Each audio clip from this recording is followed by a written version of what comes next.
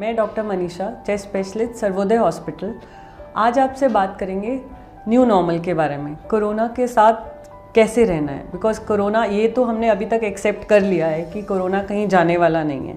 And we are seeing so many patients every day. हमारे setup पे हम कितने पेशेंट्स ठीक करके भेज चुके हैं, कितने पेशेंट्स सिक हैं जो अभी एडमिटेड हैं। तो आज हम उन सवालों के बारे में डिस्कस करेंगे जो रोज़ पेशेंट और उनके अटेंडेंट्स हमसे पूछते हैं कोरोना को लेके। सबसे पहला ये है कि आप घर पर हैं और आपको लग रहा है कि सांस में तकलीफ़ है। तो अलग अलग थ्योरीज आई हैं कि अगर आप 10 सेकंड सांस रोक के देखते हैं और आपको लगता है कि तकलीफ़ नहीं हो रही है, या आप ब्रीदिंग एक्सरसाइजेस करते हैं जो कि इवैल्यूएट कर सकती है, सो डेफिनेटली ये सब कर सकते होंगे, but then these are not recommended.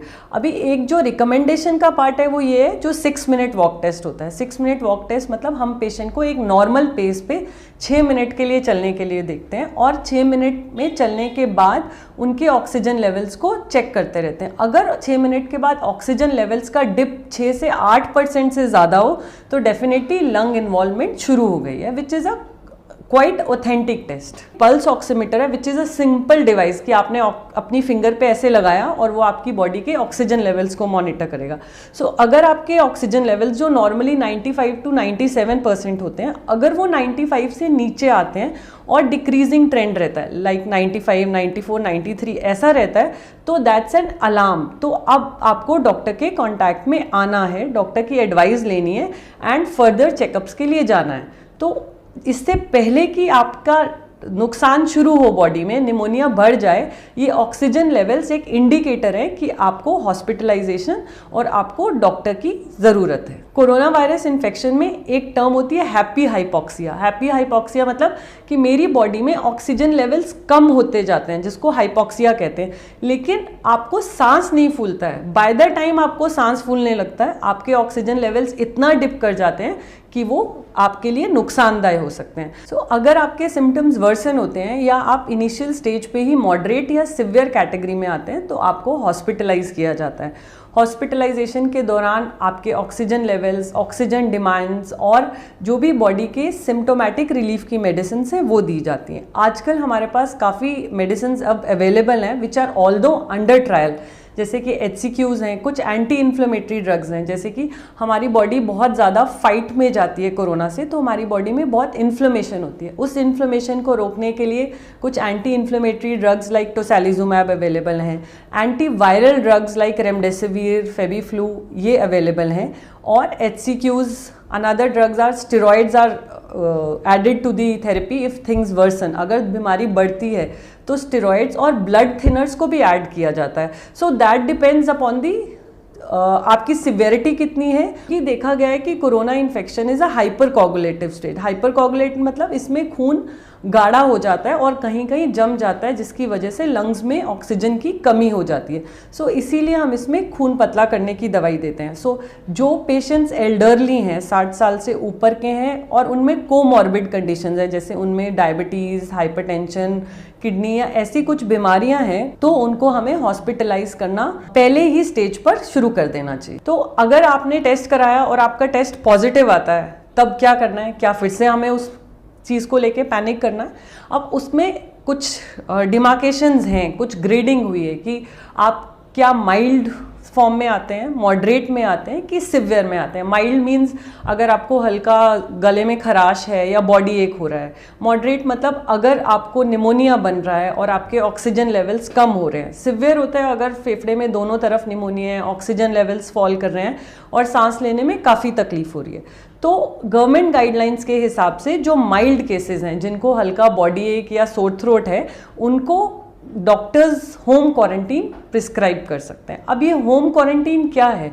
Home quarantine का पर्पज़ क्या है? होम क्वारंटीन का पर्पज़ एक तो ये है कि आप घर में एक कमरे में रहें, क्योंकि आपको हेल्थ केयर को बर्डन नहीं करना है। आज के टाइम में इतने सारे केसेस हैं, तो जो पेशेंट्स कंपैरेटिवली स्टेबल हैं वो होम क्वारंटीन में रहें, ताकि जो सिक पेशेंट्स हैं उनको जेन्युइन केयर मिल सके। तो आपको घर पर रहना है, लेकिन क्योंकि आप इन्फेक्शियस हो और फैमिली को भी इन्फेक्ट कर सकते हो, तो आपको घर में अपने आप को आइसोलेट करके रखना है, घर के बाकी मेंबर्स से आइसोलेशन में रहना है। उसको एक वेल वेंटिलेटेड रूम जिसमें अटैच टॉयलेट बाथरूम हो और जहाँ पे पेशेंट अपने आप कि टेक केयर कर सके, उसको वहीं पे लिमिटेड रहना है। बट दैट डजंट मीन कि उसको कभी कोई प्रॉब्लम नहीं हो सकती। इसीलिए होम क्वारंटाइन की भी कुछ गाइडलाइंस हैं जिसमें डॉक्टर आपको एक प्री फॉर्म मेडिकेशन आपको एडवाइज करते हैं। और दूसरी बात ये होती है कि आपको अपने वाइटल्स को मॉनिटर करना है। वाइटल्स मीन्स आपको सुबह शाम अपना टेम्परेचर चार्ट करना है, अपना ऑक्सीजन लेवल्स चेक करने हैं, जो कि एक पल्स ऑक्सीमीटर से होते हैं। क्या मैं जब एक कोरोना पेशेंट के कांटेक्ट में आया हूँ तो क्या मुझे कोरोना इन्फेक्शन हो सकता है? तो हमें उसमें क्लोज कांटेक्ट को डिफरेंशिएट करना है। सपोज आपके कोई क्रॉस करके गया तो आपको कोरोना इन्फेक्शन नहीं होगा। सो क्लोज कांटेक्ट होता है कि जो इंसान बिना मास्क पहने एक पॉजिटिव पेशेंट के पास 15 मिनट से ज़्यादा रहता है एंड उन दोनों के बीच का फासला 3 फीट से कम है। सो 3 फीट मोर देन 15 मिनट्स, तभी हम उस पेशेंट को क्लोज कांटेक्ट में आते हैं। अदरवाइज हम उसको क्लोज कांटेक्ट कंसिडर नहीं कर सकते। तो अगर आप क्लोज कांटेक्ट में आ गए हैं, अगर आपको पता नहीं है और उसके बाद आपको पता चलता है कि 2 दिन के बाद वो इंसान का पॉजिटिव आया है, तो आपको क्या करना है, आपको कितना पैनिक करना है, आपको कौन से टेस्ट कराने हैं कि नहीं कराने। तो इसके लिए आप डॉक्टर से मिलेंगे।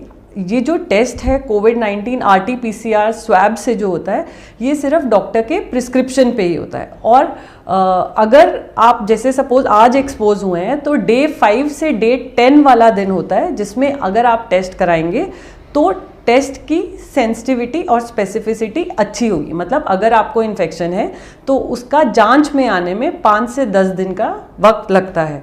सपोज किसी के कांटेक्ट में आने से 5 दिन से पहले ही आपको सिम्टम शुरू हो गए हैं तो भी आप टेस्ट करवा सकते हैं, बट नॉर्मली 5 से 10 दिन ऑफ एक्सपोजर के बीच में is the right time to get yourself investigated. अभी और सवाल जो एक बहुत कॉमन है कि जैसे कि हमारे पेशेंट्स डिस्चार्ज होते हैं तो eight the time of the discharge वो चाहते हैं कि हमारा टेस्ट दोबारा किया जाए। उसका 2 पर्पज़ है। एक तो इसलिए कि वो देखने के लिए कि क्या एक्चुअल वो नेगेटिव हो गए हैं, दूसरा अगर वो नेगेटिव हो गए हैं तो क्या वो अपनी फैमिली मेम्बर्स के साथ रह सकते हैं या अपनी क्वारंटीन वाले पीरियड को ब्रेक कर सकते हैं। तो गवर्नमेंट भी कहती है गाइडलाइंस के हिसाब से भी कि अगर आप माइल्ड या मॉडरेट केस में आते हैं, माइल्ड या मॉडरेट मतलब अगर आपको आईसीयू की ज़रूरत नहीं पड़ी है, ARDS में नहीं गए हैं, तो ऐसे पेशेंट्स का हम at the time of discharge test नहीं करते हैं। The criterias have change. उसमें क्या है कि अगर आपको 10 दिन हो गए हैं आपके सिम्टम शुरू हुए को और पिछले 3 दिन से आपको फीवर नहीं आया, so you have to be very sure कि 3 दिन लगातार आपको फीवर नहीं आया है एंड आपके 10 दिन सिम्टम ऑनसेट को हो गए हैं, तो हमें कोई भी टेस्ट कराने की ज़रूरत नहीं है। हम अपना क्वारंटाइन पीरियड फिनिश कर सकते हैं और नॉर्मल अपनी सोशल रिस्पॉन्सिबिलिटीज़ कैरी ऑन कर सकते हैं। क्योंकि ये देखा है कि नॉर्मली क्या है, 14 डेज पे हमने रिपीट टेस्ट कराया, रिपीट टेस्ट भी पॉजिटिव आ जाता है। फिर एक दिमाग में और ये आना कि क्या मैं फिर से अभी तक पॉजिटिव हूँ, क्या मैं अभी इन्फेक्शियस हूँ, मैं औरों को इन्फेक्शन दे सकता हूँ, क्या बीमारी मेरे अंदर अभी भी चल रही है। तो ये सब क्वेरीज रहती हैं। तो हमें ये समझना है कि जब हम 14 दिन के बाद भी टेस्ट करते हैं तो बहुत लोगों का पॉजिटिव आता है। दैट डज नॉट मीन कि उनके अंदर इन्फेक्शन है। ये देखा गया है कि वो जो स्वैब में आता है वो वायरस है, that can be dead virus. वो वायरस हमारे अंदर रहता है बट जिंदा नहीं है। क्योंकि वो जिंदा नहीं है तो हमारी बॉडी को डैमेज नहीं कर रहा है और हम शेडर नहीं है। शेडर मतलब हम और लोगों को इन्फेक्शन नहीं दे सकते हैं। इसीलिए रिपीट टेस्टिंग अब एडवाइजेबल नहीं है। अगर आप हेल्दी फील कर रहे हैं और आपको 3 दिन में पिछले कोई भी तकलीफ नहीं हुई है, so you are as good as other individuals. Another common question is, मुझे एक बार इन्फेक्शन हो गया, मैं ठीक हो गया, क्या मुझे दोबारा इन्फेक्शन हो सकता है? क्या री इन्फेक्शन हो सकता है? तो अभी इन लास्ट 4 मंथ्स ये देखा गया है कि there were some patients who had tested positive, मतलब उनका टेस्ट 8 हफ्ते के बाद भी पॉजिटिव आया, तो ये शुरू हुआ कि इनको दोबारा से इन्फेक्शन हुआ। लेकिन जब उसको हमने टेस्ट किया तो पता चला कि वो री इन्फेक्शन नहीं है, वो पहले वाले वायरस ही रह रहे हैं। सो अगर आपको एक बार इन्फेक्शन हो चुका है, आपकी बॉडी में एंटीबॉडीज डेवलप हो चुकी हैं and they are significant enough कि वो बीमारी से या वायरस से लड़ सकती हैं, तो आपको री इन्फेक्शन होने के चांसेस नहीं हैं, ऑल्दो आप टेस्ट में पॉजिटिव आ सकते हैं। सो RT-PCR के बेसिस पे हम ये डिसाइड नहीं करेंगे कि इन्फेक्शन रह रहा है कि नहीं। सो अगर आप हेल्दी फील कर रहे हैं, आपको 28 दिन हो चुके हैं, बिना किसी तकलीफ के, तो you are actually treated and cured. Since ये सारी कोरोना से जो फाइट है वो इम्यूनिटी की है, तो ये देखा गया है कि जो लोगों का इम्यूनिटी सप्रेस्ड है, चाहे किडनी डिजीज़ की वजह से, चाहे कार्डियक हार्ट डिजीज़ की वजह से, चाहे डायबिटीज़ की वजह से, या जो लोग स्मोकर्स हैं, जो हैवी स्मोकर्स हैं या क्रॉनिक स्मोकर्स हैं, उनमें डिजीज़ के बढ़ने की प्रोबेबिलिटी नॉर्मल इंसान से कंपैरेटिवली ज़्यादा होती है। So they have to be extra cautious. So another common question is कि हमें कौन सा मास्क यूज़ करना है। क्या हर पेशेंट या कॉमन मैन को N95 की ज़रूरत है या सिंपल क्लोथ मास्क सफाइस करते हैं? सो जो सिंपल क्लोथ मास्क हैं वो सिर्फ इन्फेक्शन वाला पेशेंट अगर पहनेगा तो वो इन्फेक्शन स्प्रेड नहीं करेगा, लेकिन अगर आपने क्लोथ मास्क पहना है तो वो इन्फेक्शन को रोक नहीं सकता है। So surgical mask should be used. अगर आपको इन्फेक्शन है या आप अपने आप को इन्फेक्शन से बचाना चाहते हैं तो 3 layered surgical mask is the right option.